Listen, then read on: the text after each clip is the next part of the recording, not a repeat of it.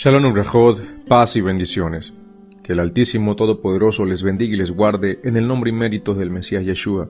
Mi nombre es Francisco Araque y bajo la autoridad y permiso del Roe Carlos Rodríguez, líder principal de la Congregación Mesiánica Casa de Israel, ubicada en La Chorrera, Panamá, estamos aquí para compartir la palabra de nuestro Padre Celestial. Tengan una bendecida semana en este Yom Rishon, día primero de la semana que corresponde al día 2 del mes 12, el mes también conocido como Adar, que es el día 2 de marzo del 2025. Y estamos en el estudio y comentarios del segundo libro de la Torá, el libro de Shemot, de Éxodo, y de la parashá número 20, que lleva por nombre Tetzavé, que significa y mandarás o y ordenarás. Se puede traducir de estas dos formas, y vamos a hacer los comentarios pertinentes de esta primera liyá, que se encuentra en el Sefer Shemot, que es el libro de Éxodo, capítulo 27, del verso 20 hasta el capítulo 28, el verso 12. Y vamos a realizar la bendición. Baruch atah Adonai Eloheinu melech haolam, asher bachar banu mikol ha'amin, venatan lanu et torato, Baruch atah Adonai, noten haTorah. Bendito eres tú, Adonai, nuestro Elohim, Rey del universo, que nos has elegido de entre todas las naciones y nos has dado tu Torah. Bendito eres tú, Adonai, que da la Torah.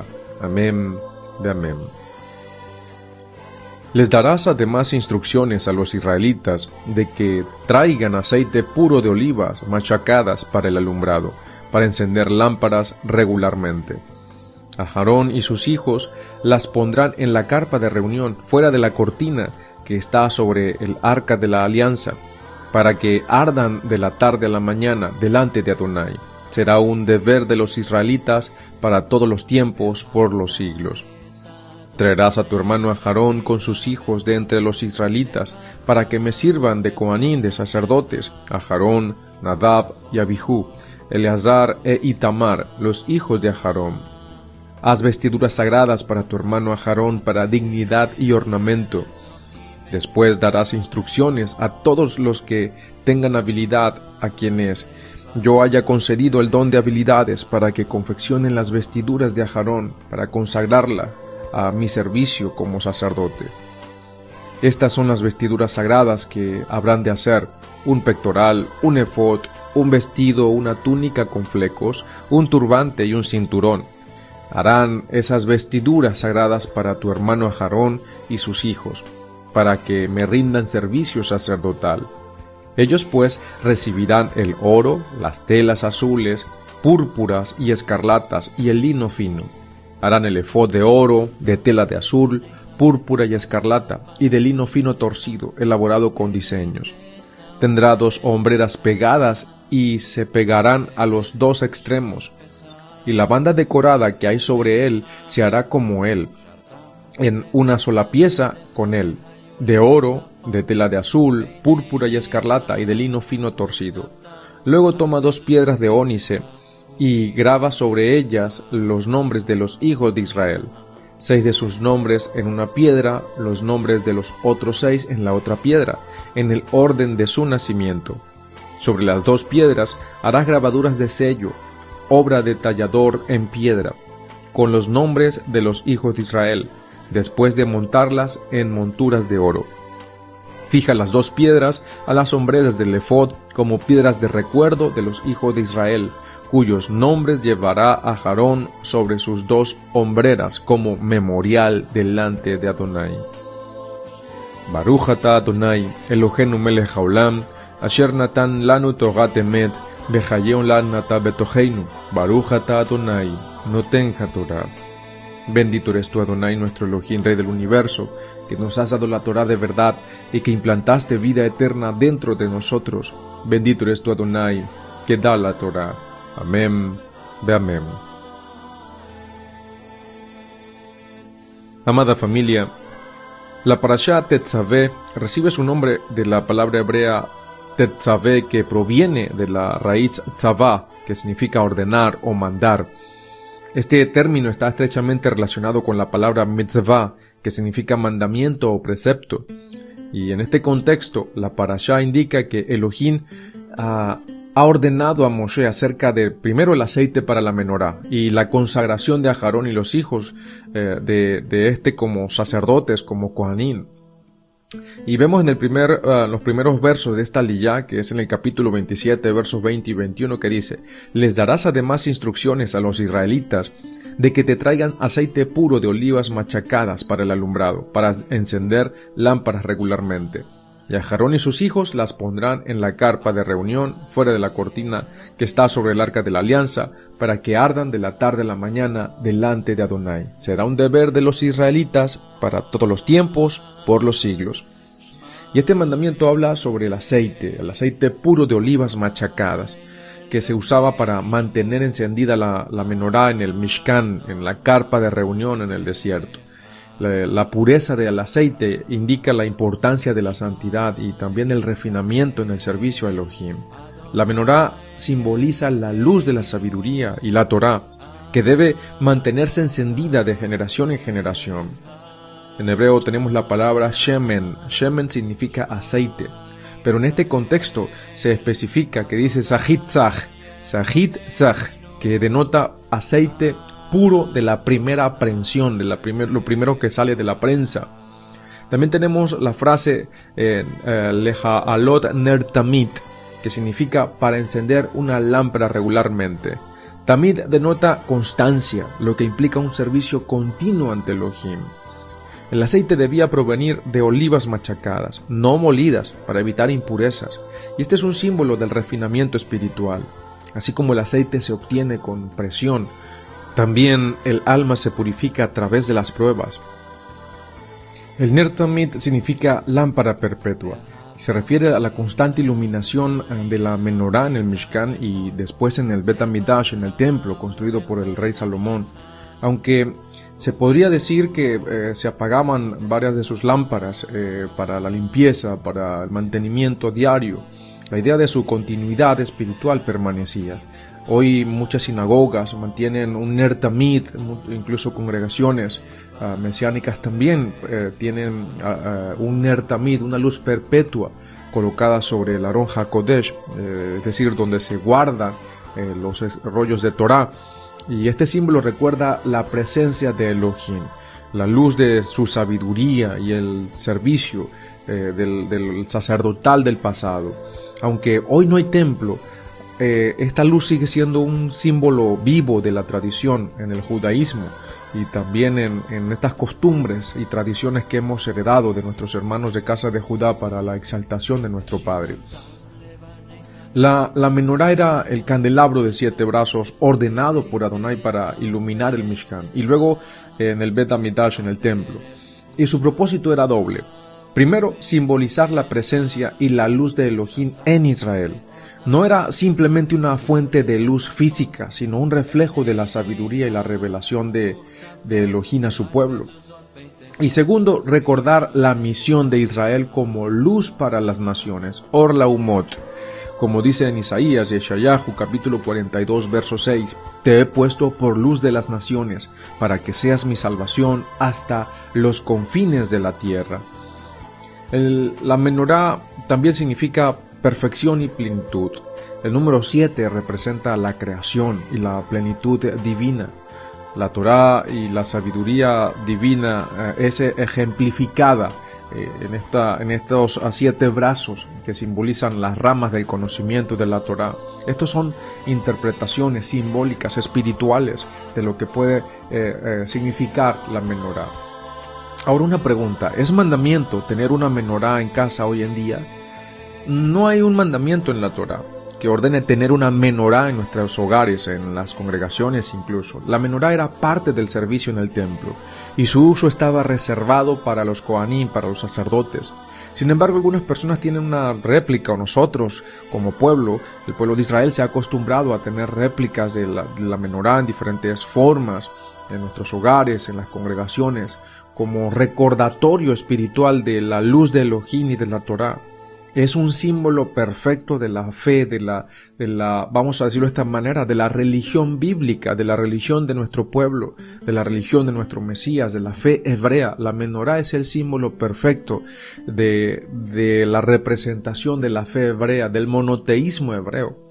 Esto es una costumbre, es una tradición, es un símbolo.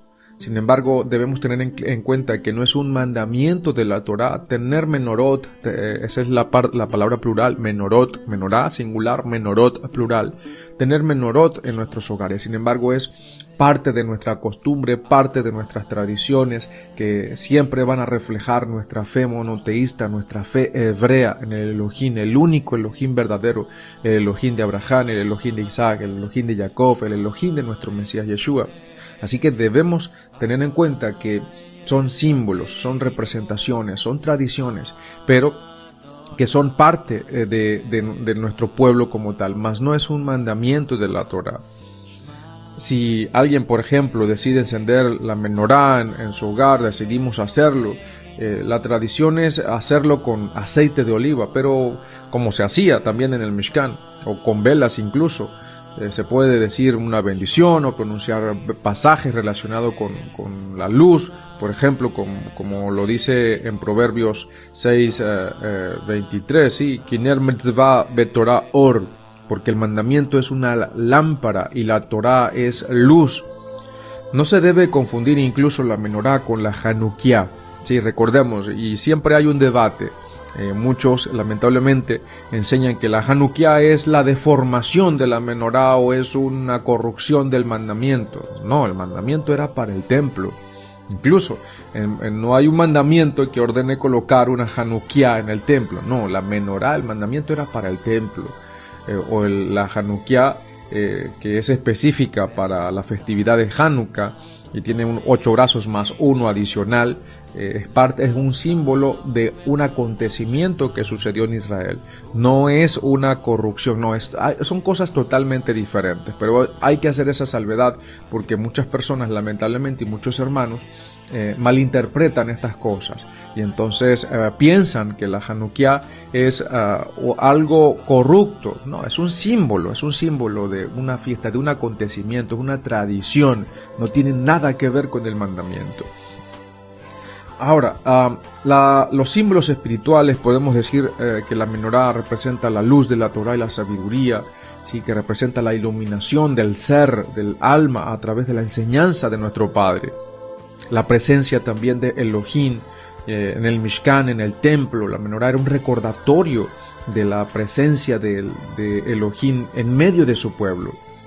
También la menorá representa la unidad de Israel. Aunque la menorá tenía 7 brazos, era hecha de una sola pieza de oro, simbolizando la unidad del pueblo de Israel bajo la guía de nuestro Padre Celestial. También la menorá representa la misión de Israel. Israel es llamado a ser Or Laumot, luz a las naciones. Así como la menorá irradiaba su luz en el lugar Kadosh, Israel debe irradiar su luz a las naciones. Nuestro Mesías nos enseñó, nos dijo, ustedes son la luz del mundo. Debemos llevar a cabo esa misión y propósito.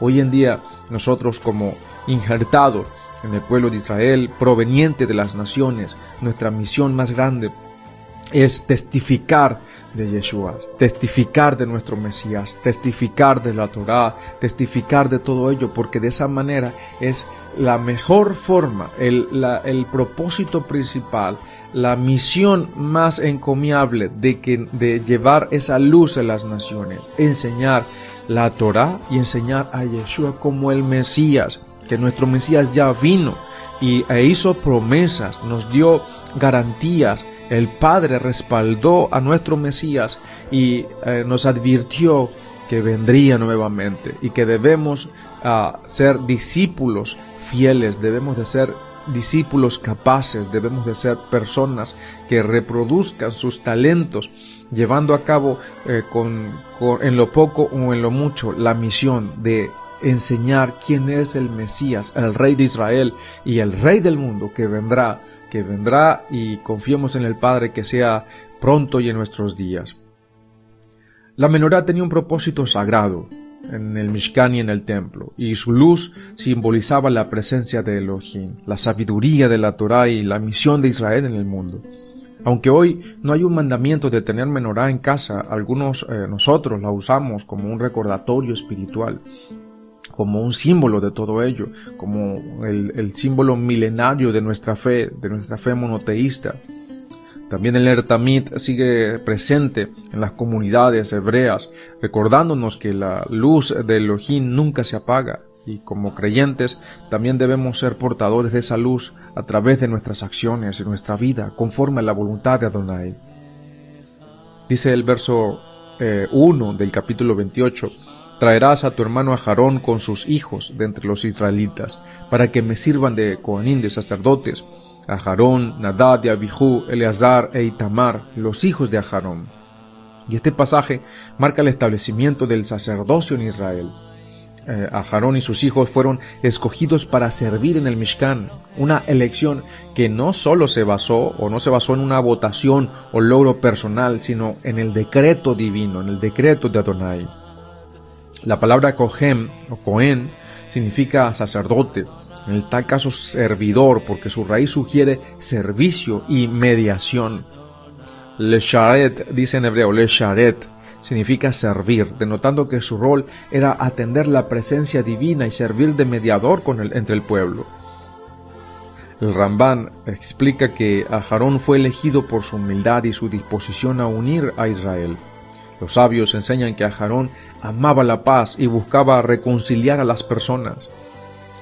Y continuando en el verso 2 y verso 4 del verso 2 al 4 del capítulo 28 del libro de Shemot de Éxodo, dice: Elohim, haz que tu hermano Aarón se acerque a ti y de entre los hijos de Israel, junto con sus hijos, Nadab, Abijú, Eleazar e Itamar, para que me sirvan como Coanín, y harás vestiduras sagradas para tu hermano Aarón, para honra y hermosura. Y allí continúan los pasajes.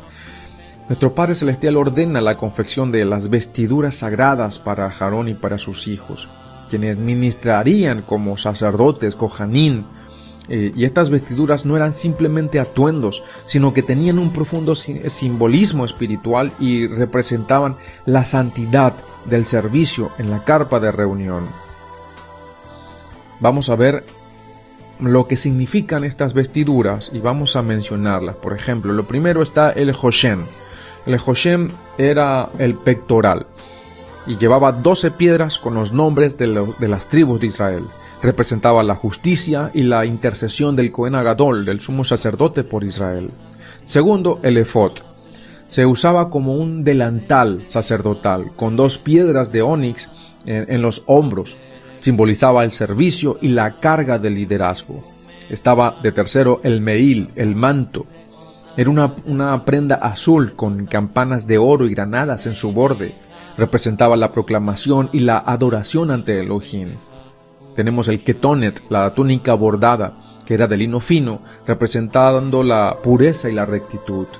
También estaba el agnet, que era el cinturón o la faja, y se usaba alrededor de la cintura para ceñir la túnica, y simbolizaba preparación para el servicio y disciplina espiritual.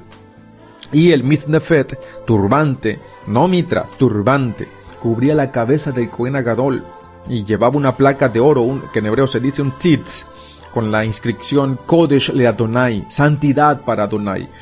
Allí estaba grabado el nombre de nuestro Padre Celestial, y representaba sumisión, humildad y la santidad del sacerdocio. Ahora, hay el término hebreo mitnefet se traduce correctamente como turbante, no mitra. La palabra mitra ha sido una mala traducción en muchas versiones bíblicas y proviene de influencias paganas. La palabra mitra en español proviene del latín mitra, que a su vez viene del griego mitra, se mantiene el nombre, y este término se usaba en la antigüedad para describir una diadema o una banda usada por sacerdotes paganos, especialmente en el culto al dios Mitra, el dios Sol de Persia y de Roma, que el Eterno lo reprenda. ¿Quién era Mitra? Mitra era una deidad solar, adorada en el imperio persa, y adoptada por los romanos en el culto mitraico. Los sacerdotes de este culto usaban un tocado en la cabeza llamado mitra, una especie de gorro cónico o banda alrededor de la cabeza. Los sumos sacerdotes paganos del mitraísmo y otras religiones babilónicas usaban una mitra como símbolo de su estatus. La Iglesia Católica adoptó esta vestimenta para sus obispos y sumo pontífice, lo que se conoce hoy como la mitra papal. ¿Por qué es incorrecto llamar mitra al mitznefet? El término mitra, primero, proviene de prácticas paganas y no tiene conexión con el hebreo bíblico. Segundo, el mitznefet era un turbante, no una mitra cónica o diadema. Tercero, el uso de la palabra mitra en algunas traducciones refleja una influencia helenista y romana en los textos bíblicos posteriores. Por lo tanto, la traducción correcta para la prenda sacerdotal de Shemot 28:4 es turbante, no mitra. Por eso nosotros debemos hacer ese ejercicio, que cuando vemos ciertas palabras en las traducciones regulares que no son apropiadas, títulos, incluso nombres, ¿qué hacemos? Los cambiamos por lo que según entendemos, por lo que las traducciones del hebreo al español proveen títulos, nombres, y se hacen las correcciones apropiadas para buscar mantener un lenguaje de pureza, sobre todo en la adoración y en la lectura del texto sagrado, de la palabra de nuestra Sagrada Torá. Recordemos que nuestra Sagrada Torá, uno de los grandes mandamientos es no pronunciarás los nombres de dioses falsos, ni los traigan a la mente. Esto tiene que ver con la adoración. Obviamente nosotros tenemos que enseñar, hablamos de estas cosas, debemos pronunciar ciertos nombres que eran de deidades paganas, para la enseñanza. Sin embargo, nosotros debemos tener cuidado y hacer las correcciones pertinentes cuando vemos estos nombres, cuando vemos este tipo de malas traducciones, para buscar esa pureza y enseñar correctamente, sobre todo cuando estamos adorando a nuestro Padre, sobre todo cuando estamos en servicio, prestando servicio, adoración, alabanza a nuestro Padre. Evitar pronunciar este tipo de nombres, porque nuestro Padre Celestial no comparte su gloria con nadie, con nada, y menos con las deidades que, como bien lo dijo Shaul, las deidades del mundo son demonios disfrazados. Por eso debemos tener cuidado. Entonces les aconsejo mucho que cuando veamos esta palabra hagamos la corrección. No es mitra, es turbante. Sabemos que las traducciones proliferan con esta palabra, las traducciones regulares proliferan con esta palabra al momento de hacer la traducción. Sin embargo, hagamos esa corrección. Ahora, vamos a dar una enseñanza espiritual acerca del mitznefet, del turbante. El sacerdote debía recordar que su sabiduría no venía de sí mismo, sino de nuestro Padre. El turbante, el mitznefet, representaba la pureza y la santidad. Recordemos que la inscripción en la placa de oro que él llevaba, Kodesh le Adonai, ahí estaba el nombre, el tetragramatón, el Yod-He Bat-He, que indicaba que todo pensamiento y servicio del Cohen debía estar consagrado a Elohim. El turbante cubría la cabeza, representando que los pensamientos del Cohen Agadol debían estar enfocados en Elohim. Así como el Cohen llevaba este mitznefet, nosotros incluso debemos ceñir nuestra mente con pensamientos puros y también dedicarnos al servicio de Elohim. Las vestiduras sacerdotales en Shemot 28 tenían un significado profundo en la relación entre Israel y nuestro Padre Celestial. Cada prenda simbolizaba aspectos espirituales que nos enseñan sobre la santidad, nos enseñan sobre el servicio y la sumisión a Adonai. El mitznefet no es una mitra, sino un turbante sagrado que representa la consagración de la mente y el liderazgo espiritual. La confusión con el término proviene de influencias paganas del mitraísmo, que posteriormente se reflejaron en el cristianismo romano, y como creyentes debemos aprender de estas vestiduras y aplicarlas en nuestras vidas, recordando que hemos sido llamados a ser un reino de sacerdotes, sirviendo con santidad y dedicación a Elohim. Y en Shemot capítulo 28, versos 5 al 12, Elohim da instrucciones específicas sobre la confección del efod, una de las vestiduras del Cohen Agadol. Y este pasaje no es solo una descripción de una prenda física, sino un mensaje profundo sobre autoridad, sobre intercesión y la relación entre el liderazgo y el pueblo de Israel. Dice el verso 5, ellos pues recibirán el oro, las telas azules, púrpura y escarlatas y el lino fino. Los materiales para la elaboración del efod no fueron elegidos al azar. Cada uno de ellos representa aspectos espirituales profundos. El oro representa la gloria y la divinidad de Elohim. Es un metal incorruptible, simbolizando la santidad y la perfección del sacerdocio. El azul se asocia con el cielo y lo celestial, simboliza la fidelidad de Elohim y la obediencia del Cohen Gadol con su servicio. Púrpura, color asociado a la realeza, representa la autoridad dada por Adonai al sacerdote como líder espiritual. Escarlata, el rojo, simboliza el sacrificio y la expiación, representa la sangre que purifica y cubre los pecados del pueblo. Y el lino fino representa la pureza y la rectitud del sacerdocio. El efod entonces es un reflejo de la santidad, la autoridad y la intercesión del Cohen Gadol ante nuestro Padre en favor de Israel. Dice el verso de 6 al 7, harán el efod de oro, de tela de azul, púrpura y escarlata, y de lino fino torcido, elaborado con diseños, tendrás 2 hombreras pegadas, se pegarán a los 2 extremos. El efod tenía 2 hombreras, y éstas estaban unidas al resto de las vestiduras. Y esta unidad simboliza que el sumo sacerdote no es un líder independiente, sino que está ligado a su pueblo. No hay sacerdocio sin el pueblo, y no hay pueblo sin la intercesión del sacerdocio.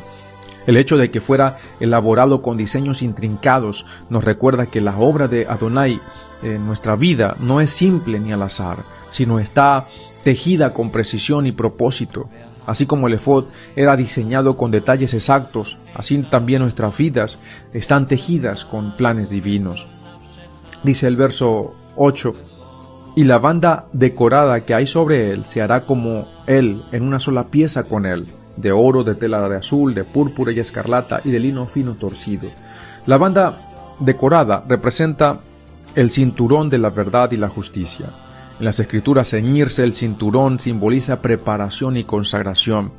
El hecho de que esta banda fuera de una sola pieza con el efod nos enseña que el sacerdocio y la consagración no pueden separarse. El liderazgo espiritual verdadero no es solo un título, sino un compromiso inseparable con la santidad y el servicio a Adonai. Dicen los versos 9 y 10, luego toma 2 piedras de ónice y graba sobre ellas los nombres de los hijos de Israel. 6 de sus nombres en una piedra y los nombres de los otros 6 en la otra piedra, en el orden de su nacimiento. El Cohen Gadol llevaba en sus hombros 2 piedras de ónix con los nombres de las 12 tribus de Israel. Y esto tiene un mensaje espiritual profundo.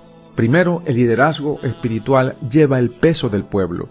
Las piedras estaban sobre las hombreras, lo que simboliza que el Cohen Gadol llevaba la carga espiritual de todo el pueblo. No era un cargo de prestigio, sino de responsabilidad y de servicio. Nos recuerda que todo aquel que ha sido llamado a servir a Adonai debe llevar en sus hombros la carga del pueblo con amor, con compasión y con responsabilidad. Lo segundo, el orden de nacimiento y la identidad del pueblo. El orden en que fueron grabados los nombres de las tribus nos enseña que cada tribu tiene su lugar y propósito dentro del pueblo de Adonai. Así también en la comunidad de la fe, cada persona tiene un lugar y un llamado. No todo tiene la misma función, pero cada uno es parte del plan de Adonai. Dice el verso 11, sobre las 2 piedras harás grabaduras de sello, obra de tallador en piedra, con los nombres de los hijos de Israel, después de montarlas en monturas de oro. La palabra clave aquí es grabaduras de sello. En la antigüedad, los sellos eran marcas permanentes de propiedad y de autoridad. Nuestro Padre ordenó que los nombres de Israel estuvieran grabados, no escritos, ni pintados, sino tallados en piedra, indicando que la relación entre Elohim e Israel es permanente e inquebrantable. Además, las piedras estaban montadas en oro, lo que significa que el pacto entre Elohim e Israel está cubierto de su gloria y de su majestad. Esto nos recuerda que Adonai nunca olvida a su pueblo y que cada creyente ha sido sellado con un propósito eterno. Fija las 2 piedras a las hombreras del efod como piedras de recuerdo de los hijos de Israel, cuyos nombres llevará a Aarón sobre sus 2 hombreras como memorial delante de Adonai. Verso 12. Y este pasaje nos muestra el papel del sumo sacerdote como intercesor. Aarón no llevaba estas piedras por estética, sino porque su función era recordar constantemente a Israel delante de Elohim. Y esto nos enseña que un verdadero líder intercede constantemente por su pueblo. No se trata de un liderazgo basado en autoridad, sino en oración y súplica por el bienestar de la comunidad. Elohim quiere que recordemos que nuestro prójimo, en nuestras acciones y en nuestras oraciones, deben estar presentes. Así como Aarón cargaba a Israel en sus hombros, nosotros debemos llevar a otros en nuestro corazón en la oración. El efod y las piedras de ónix no eran simplemente ornamentos, sino enseñanzas visuales del llamado al liderazgo espiritual. El liderazgo en el reino de Elohim no es un puesto de honor, sino de servicio y de responsabilidad. Elohim ha diseñado nuestras vidas con precisión y propósito, al igual que el efod fue tejido con detalle. Somos llamados a interceder por nuestro pueblo y llevar sus cargas con amor. El pacto de Adonai con su pueblo es eterno, inquebrantable y sellado en la piedra de la eternidad, a través de la fe en nuestro Mesías Yeshua. Amada familia, en esta primera aliyá de la Parashat Tetzaveh, nos ha mostrado la importancia, por ejemplo, del aceite puro, de la menorá, del sacerdocio de Aarón y de sus hijos, y vemos cómo Elohim estableció un servicio sagrado que refleja su gloria, su revelación a Israel. Pero más allá de los elementos físicos del Mishkan, de la carpa de reunión, ¿qué nos enseña esto hoy? ¿No nos llama también Elohim a ser luz en medio de la oscuridad? ¿No somos nosotros los que debemos mantener nuestra llama encendida con la pureza del aceite de la verdad y la obediencia? Así como la menorá no se apagaba, nuestra fe tampoco debe apagarse. Así como Aarón y sus hijos fueron llamados a servir, nosotros también hemos sido llamados a un sacerdocio santo, el sacerdocio de Israel, guiados por el sumo sacerdote celestial, quien es el Mesías. ¿Estamos caminando como portadores de su luz? ¿O permitimos que las impurezas del mundo apaguen nuestro brillo? ¿Reflejamos con nuestras vidas la sabiduría de la Torá y las enseñanzas del Mesías? Nuestro Mesías, el ungido de Elohim, es la luz verdadera que ilumina a todo hombre. En él encontramos la guía para acercarnos al Padre. Su entrega fue el aceite puro derramado para darnos vida y hacernos parte de su reino. Por eso, fortalezcamos nuestra fe y no dejemos que la oscuridad nos venza. Recordemos las palabras de Proverbios capítulo 6, verso 23, porque el mandamiento es lámpara y la Torá es luz y camino de vida, las reprensiones que te instruyen. Amada familia en el Mesías, que nuestras vidas sean lámparas encendidas con el aceite de la verdad, reflejando la luz de nuestro Mesías, el Hijo de Elohim, quien nos ha mostrado el camino al Padre. Seamos portadores de su enseñanza, seamos portadores de su voluntad, seamos portadores del camino que nos trazó para llevarnos al Padre. Y como dice la bendita palabra, Sof davar hakol nishma et Elohim ira be'et mitzvotav shemor kize kolha adam. El fin de todo discurso, después de haberlo oído todo, es este: teme Elohim y guarda sus mandamientos, porque esto es el todo del hombre. Shalom ubrajot, paz y bendiciones.